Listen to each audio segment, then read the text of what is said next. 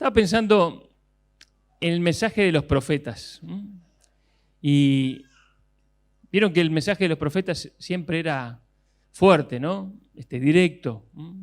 Eran sin duda instrumentos en las manos del Señor y eran canales por quienes Dios hablaba. La frase del profeta era: así dice el Señor. Vino palabra del Señor y ellos transmitían esa palabra. ¿Y qué pasaría si algún profeta del Antiguo Testamento viniera y predicara su mensaje en el día de hoy? ¿Estaría bien? ¿Estaría acorde? ¿Sería algo que no tendría nada que ver con nosotros?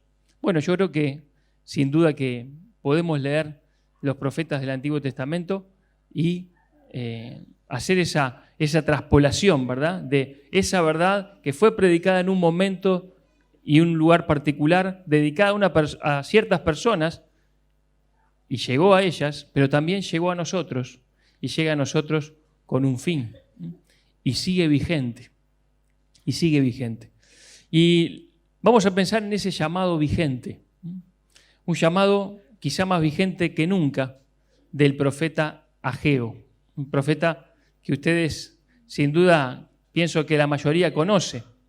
Ageo capítulo 1 es uno de los últimos libros del Antiguo Testamento, antes que Malaquías, antes que Zacarías, contemporáneo de ellos, ¿no? Sobre todo de Zacarías. Y vamos a leer allí el mensaje del profeta Ageo, la primera parte del mensaje del profeta Ageo, los primeros 15 versículos.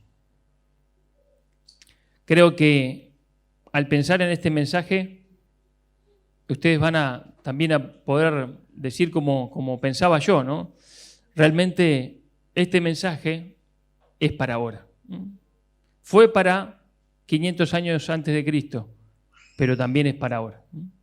Vamos a leer entonces el capítulo 1 de Ageo. Dice: en el año segundo del rey Darío, en el mes sexto, en el primer día del mes, vino palabra de Jehová por medio del profeta Ageo a Zorobabel, hijo de Salatiel, gobernador de Judá, y a Josué, hijo de Josadac, sumo sacerdote, diciendo: así ha hablado Jehová de los ejércitos, diciendo: este pueblo dice, no ha llegado aún el tiempo de que la casa de Jehová sea reedificada. Entonces vino palabra de Jehová por medio del profeta Ageo, diciendo: ¿es para vosotros tiempo, para vosotros, de habitar en vuestras casas artesonadas, y esta casa está desierta? Pues así ha dicho Jehová de los ejércitos: meditad bien sobre vuestros caminos. Sembráis mucho y recogéis poco. Coméis y no os saciáis. Bebéis y no quedáis satisfechos. Os vestís y no os calentáis. Y el que trabaja a jornal recibe su jornal en saco roto. Así ha dicho Jehová de los ejércitos: meditad sobre vuestros caminos. Subid al monte y traed madera, y reedificad la casa, y pondré en ella mi voluntad y seré glorificado, ha dicho Jehová. Buscáis mucho y halláis poco, y encerráis en casa, y yo lo disiparé en un soplo. ¿Por qué? Dice Jehová de los ejércitos: por cuanto mi casa está desierta, y cada uno de vosotros corre a su propia casa. Por eso se detuvo de los cielos sobre vosotros la lluvia, y la tierra detuvo sus frutos. Y llamé la sequía sobre esta tierra y sobre los montes, sobre el trigo, sobre el vino, sobre el aceite, sobre todo lo que la tierra produce, sobre los hombres y sobre las bestias, y sobre todo trabajo de manos. Y oyó Zorobabel, hijo de Salatiel, y Josué, hijo de Josadac, sumo sacerdote, y todo el resto del pueblo, la voz de Jehová su Dios, y las palabras del profeta Ageo, como le había enviado Jehová su Dios, y temió el pueblo delante de Jehová. Entonces Ageo, enviado de Jehová, habló por mandato de Jehová al pueblo, diciendo: yo estoy con vosotros, dice Jehová. Y despertó Jehová el espíritu de Zorobabel, hijo de Salatiel, gobernador de Judá, y el espíritu de Josué, hijo de Josadac, sumo sacerdote, y el espíritu de todo el resto del pueblo, y vinieron y trabajaron en la casa de Jehová de los ejércitos, su Dios, en el día 24 del mes sexto, en el segundo año del rey Darío. Ageo fue el primer profeta posterior al exilio. Ustedes recordarán, si se acuerdan de la historia del pueblo de Israel, que por sus pecados, el pueblo primero de Israel, del norte, y después de Judá, en el sur, fueron deportados. Y Judá fue deportado a Babilonia. Y estuvieron muchos años en Babilonia, 70 años, dice la Escritura. Y así estaba profetizado, que a los 70 años iban a salir. Era algo impensado que un pueblo pequeño, que estaban allí entreverados entre esa gran nación, entre ese gran imperio, salieran de buenas a primeras. Pero eso fue lo que ocurrió. Vino el rey Ciro de Persia, conquistó Babilonia y dio un decreto de que todos los judíos que quisieran salieran y se fueran a la tierra de nuevo de Judá y reedificaran el templo. Impresionante, ¿no? 50.000 personas aproximadamente regresaron en esa primer tanda con Zorobabel, que fue el gobernador, descendiente de la tribu de Judá. Y también con el sacerdote Josué, que era, digamos, la autoridad espiritual en ese momento. Pero también en ese grupo venía Ageo, el profeta Ageo. Predicó alrededor del año 520 a.C. ¿Y qué mensaje que tenía para dar Ageo? ¿Qué mensaje? Yo dividí para hacerlo didáctico y que podamos ir pensando en, digamos, una forma lógica este mensaje, capaz que en 5 R's que podemos pensar, ¿no?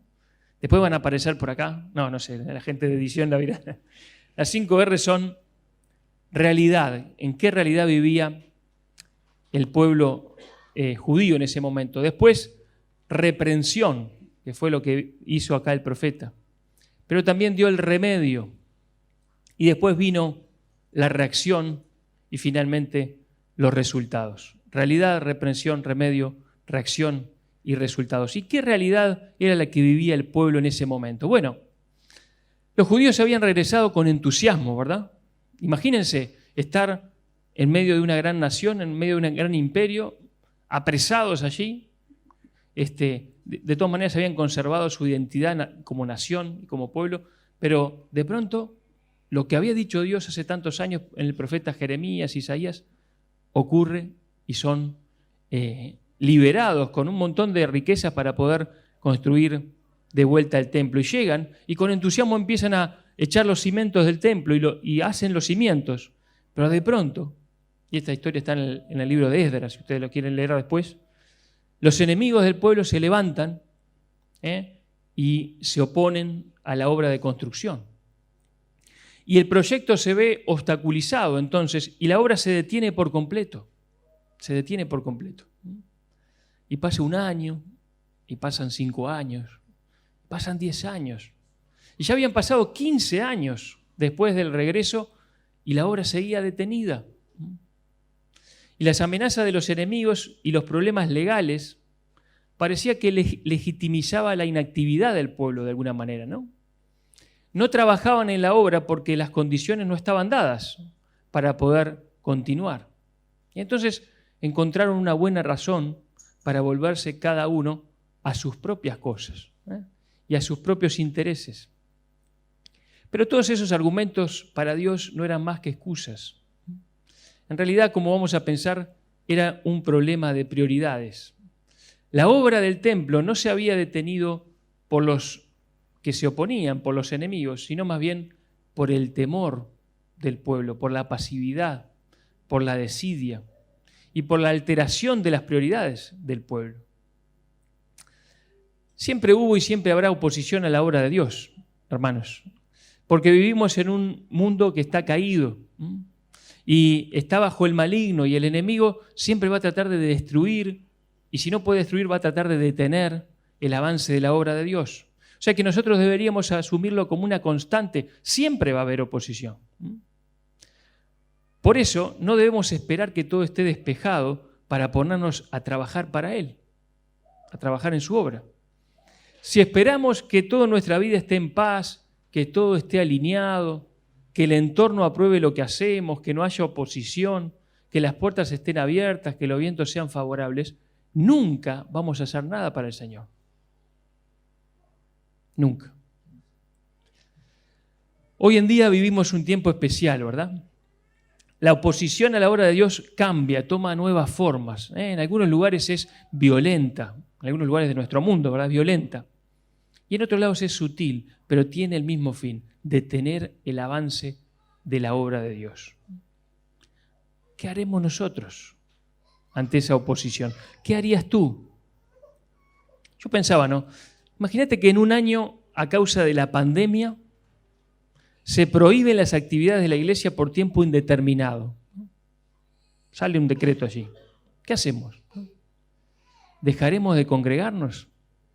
¿Dejaremos de predicar el Evangelio? Hoy en día en nuestro mundo, en muchos lugares los cristianos se han retraído, ¿verdad? A causa del miedo al virus o a causa de excesivos escrúpulos por no transgredir una norma sanitaria, que parece que no va a terminar más, algunos creyentes han tomado tal conducta que puede ser que jamás vuelvan a trabajar en la obra. Se han ido a otras cosas, se han ido a sus cosas, por causa que parece que está justificada. Pero ¿será que el Señor está de acuerdo con eso? ¿Debe la iglesia reunirse y trabajar para la extensión del reino solo cuando las normas legales del país se lo permitan? ¿Qué diríamos entonces a los creyentes de Corea del Norte o de los países musulmanes? Tengamos cuidado, hermanos, que el cumplimiento estricto de una norma humana sanitaria no vaya en contra del cumplimiento del plan de Dios para nuestra vida y nosotros lo aceptemos sin siquiera cuestionarnos lo que estamos haciendo. Acá lo que ocurría era que ellos, como había tanta oposición y tanto problema y tanto bloqueo, desistieron de seguir en la obra del templo de Dios y se fueron a sus cosas. Y ahora viene la reprensión. Esa era la situación que vivían, ¿no? Como dijimos, la realidad. Pero ahora viene la reprensión. Este abandono de la obra del templo, que había quedado en los cimientos, les había permitido dedicarse por completo a sus propios asuntos, a sus casas, a sus cosas, ¿no? Sus casas eran lujosas, artesonadas, y el templo estaba solamente en los cimientos, desierto, ¿no? Y esto lo que mostraba era claramente sus prioridades. ¿Dónde estaban sus prioridades? Porque el templo era el lugar de adoración, el templo era el lugar que estaba allí construido para que el centro de la vida del pueblo fuera Dios.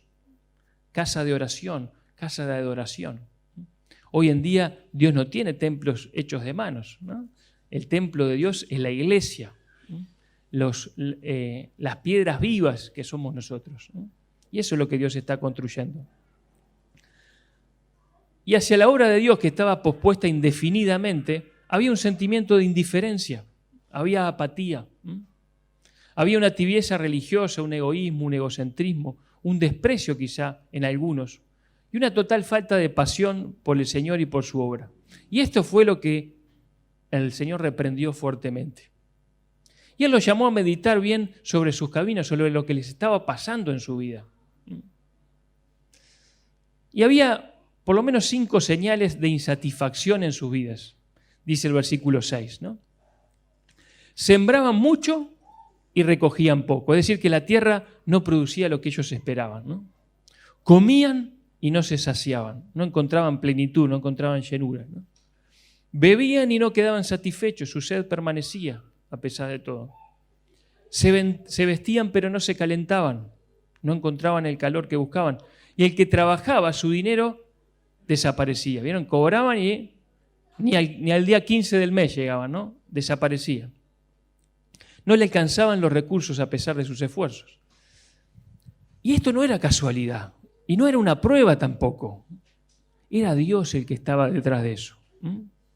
Dios era el que estaba detrás de esas cosas. Dios no les iba a permitir el contentamiento mientras ellos fueran desobedientes. Buscáis mucho y halláis poco, y encerráis en casa, y yo lo disiparé en un soplo. Era Dios el que hacía eso. ¿Por qué?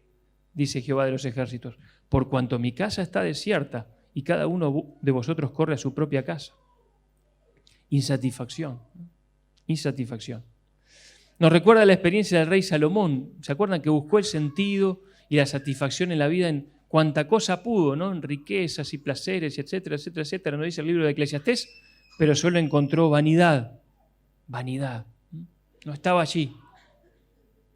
Nos recuerda y nos hace pensar en aquella frase del profeta Jeremías 2:13, que dice: porque dos males ha hecho mi pueblo, me dejaron a mí fuente de agua viva y cavaron para sí cisternas rotas que no retienen agua. Es que, hermanos, el creyente que deja a Dios tratando de llenar su vida con otras cosas, está corriendo atrás del viento. No va a llegar a ninguna parte, solo a la frustración. Dijo Agustín de Hipona una frase que me encanta, dice: nos has hecho para ti, Señor, y nuestro corazón estará insatisfecho hasta que descanse en ti. Una verdad muy grande, ¿no?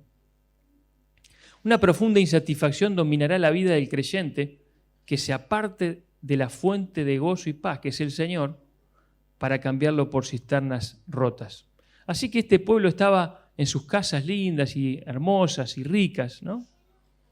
Era un pueblo rico y cómodo, pero hambriento de significado, sediento de sentido, frustrado, vacío, sin diferencia con respecto a los pueblos vecinos, quizá. ¿Se acuerdan la reprensión a la iglesia de la Odisea? Apocalipsis 3:17 dice: porque tú dices, yo soy rico y me he enriquecido y de ninguna cosa tengo necesidad, y no sabes que tú eres un desventurado, miserable, pobre, ciego y desnudo, porque espiritualmente esa era la situación de la iglesia. Cuidado, hermanos, no caer en esto. Cada uno corría a su propia casa, a sus propias cosas. El apóstol Pablo escribió en Filipenses 2:19 al 21, dice, hablando de Timoteo, que se los voy a enviar, dice: pues a ninguno tengo del mismo ánimo y que tan sinceramente se interese por vosotros, porque todos buscan lo suyo propio, no lo que es de Cristo Jesús. Qué triste, ¿verdad? Esto que afirmó el apóstol. Todos buscan lo suyo propio, no lo que es de Cristo Jesús. Y saben, hermanos, hoy en día en nuestro mundo, en gran parte de la cristiandad, por decirlo de alguna manera, los templos están vacíos. Pero no porque la iglesia esté entre el pueblo predicando el evangelio y haciendo obras de misericordia, sino porque cada uno está en su casa, en sus cosas, ¿no? Lugares que hace décadas eran centros misioneros que enviaban misioneros para todo el mundo, hoy están dominados por la indiferencia, por la apatía. Es como que el enemigo ha vencido esa batalla. ¿Y nosotros? ¿Qué pasa o qué pasará con nosotros? Contigo, conmigo. Si nuestras prioridades están en desorden, vamos a experimentar una cosa: descontento, insatisfacción, un profundo sentimiento de insatisfacción como el que dominaba la vida del pueblo en ese momento. Pero esa es la reprensión, pero después viene el remedio. En medio ahí de la reprensión está puesto el remedio del Señor. ¿Y cómo empezaba el remedio? El remedio era, o por lo menos empezaba, meditando. Meditad bien sobre vuestros caminos. Meditad sobre vuestros caminos. Dice 2 veces el Señor ahí. Pararse y pensar, considerar. No seguir corriendo ahí atrás de la zanahoria, ¿vieron como el ejemplo, no? Pará un poco y meditá. Pararse y pensar es parte de la solución, ¿eh? El vértigo y la corrida es parte del problema. Es necesario apagar un poquito el ruido en nuestra vida y pensar en lo que el Señor nos está diciendo y en lo que nos está pasando en nuestra vida. En un mundo de celulares, de redes sociales, difícilmente tenemos tiempo para pensar. Pero Dios sigue hablando en la quietud al corazón. Así dijo Jehová: paraos en los caminos y mirad y preguntad por las sendas antiguas cuál sea el buen camino y andad por él y hallaréis descanso para vuestra alma. Dice el Salmo 46 también: estad quietos y conoced que yo soy Dios. Y el Salmo 4 dice: meditad en vuestro corazón estando en vuestra cama y callad. Pensar, meditar. ¿Qué es lo que el Señor te quiere decir? ¿Qué es lo que está pasando en tu vida? Parar. Cuando uno anda en un vehículo y el vehículo empieza a hacer ruido, ¿no?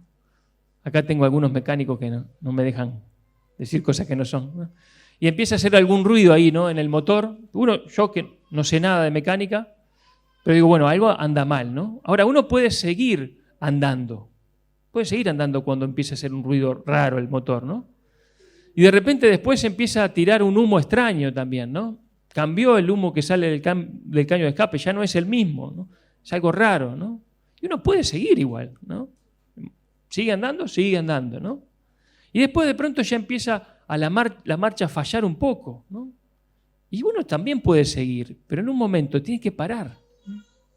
Tiene que parar y tiene que pensar y tiene que ver qué es lo que está pasando. Porque si no, el motor ese se va a fundir probablemente. Y el arreglo va a ser mucho más costoso, más traumático, mucho mayor, ¿no? Ahora, paremos y pensemos, ¿no?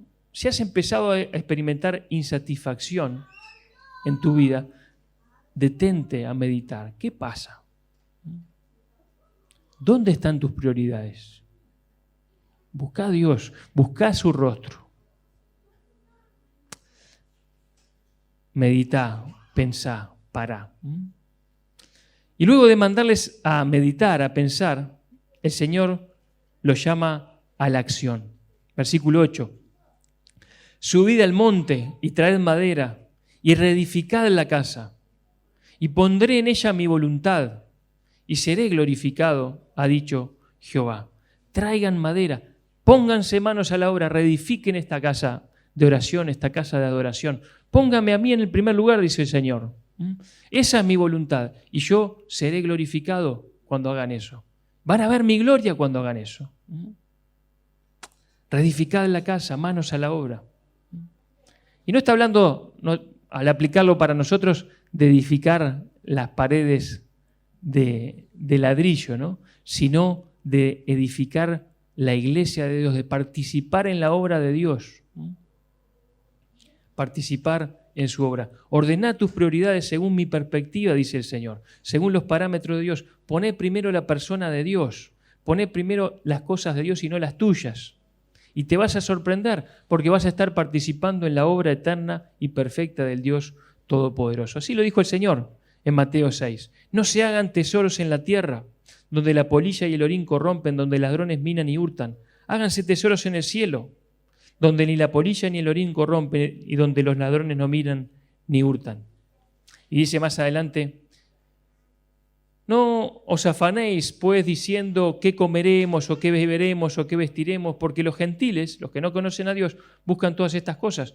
Pero vuestro Padre Celestial sabe que tenéis necesidad de todas estas cosas.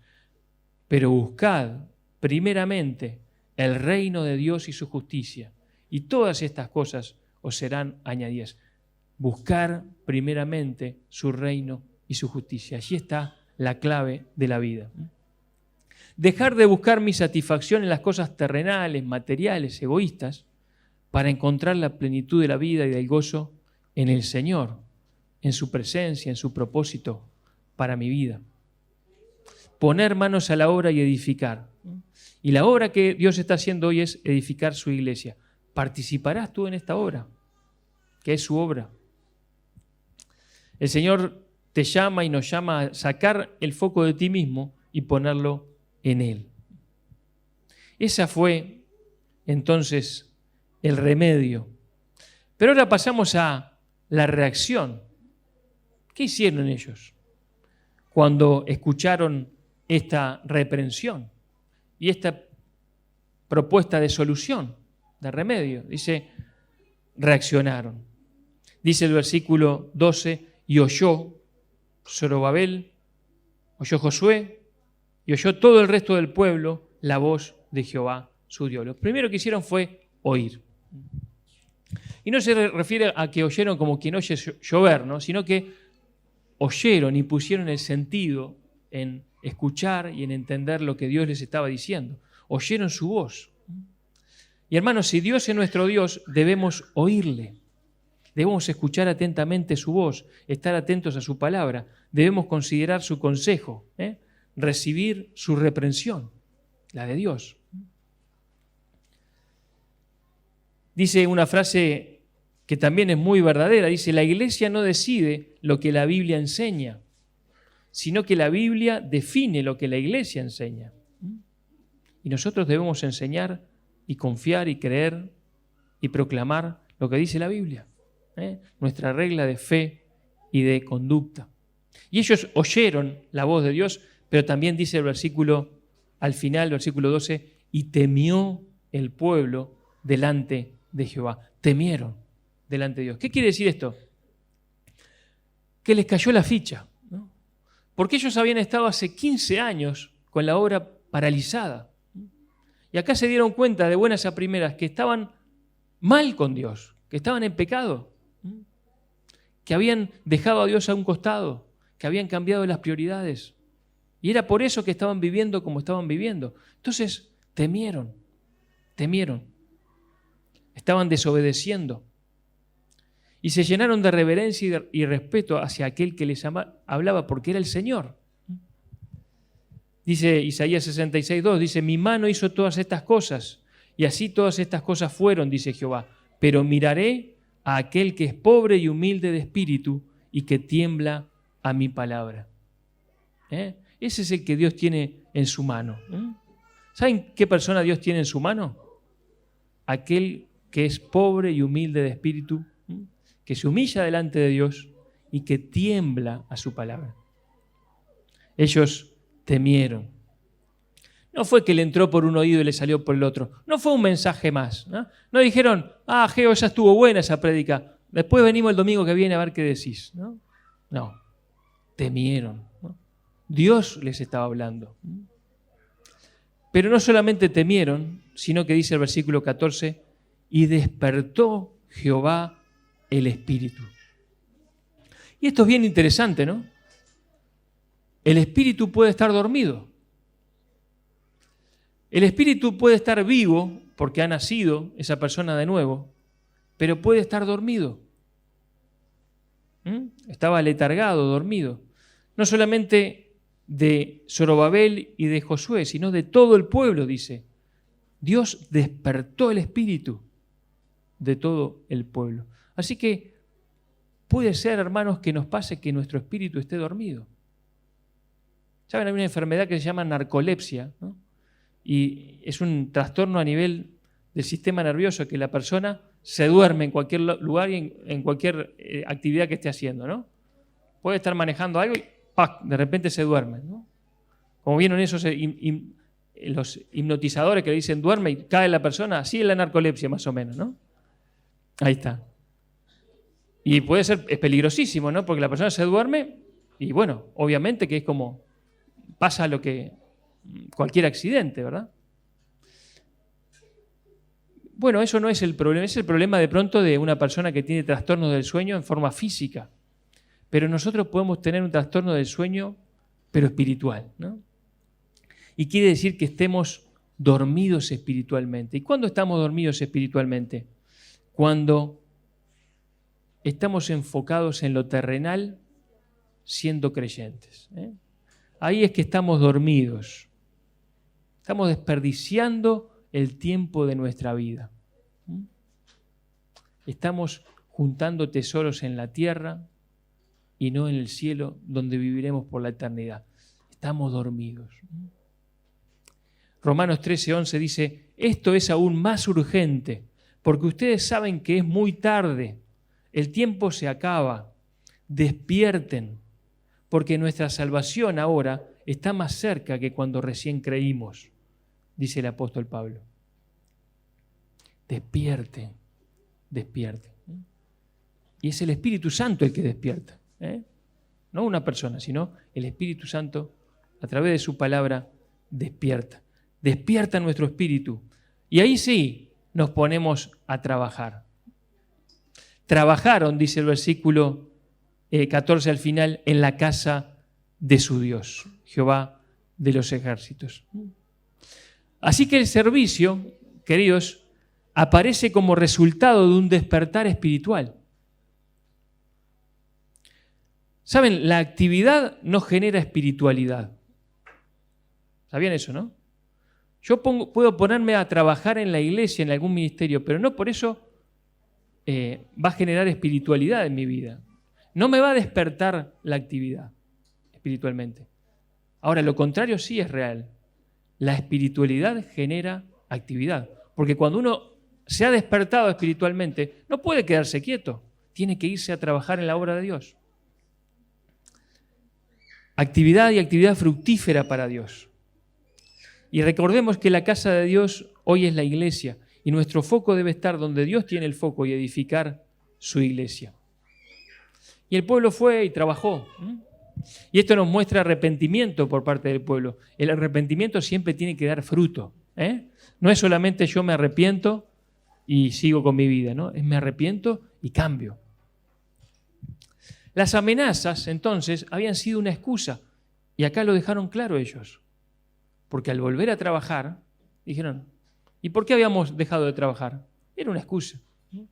Ahora Dios despertó nuestro espíritu y volvimos. Y hubo un resultado. Saben, en poco tiempo, en pocas semanas, en pocos meses, en poquito tiempo, el templo de Dios, la casa de Dios quedó pronta, quedó terminada. Qué tremendo, ¿verdad? Fue una actividad productiva, fructífera. ¿Pero por qué fue así? Porque Dios, primero que nada, les aseguró su presencia. Dice el versículo 13, yo estoy con vosotros, dice Jehová. Y lo dice de vuelta en el versículo 4 del capítulo 2. Le dice, ánimo, dice, fuérzate también, le dice a Zorobabel, y cobrad ánimo, pueblo todo de la tierra, y trabajad, porque yo estoy con vosotros, dice Jehová de los ejércitos. ¿Cuál es la motivación para trabajar? Que Dios está con nosotros.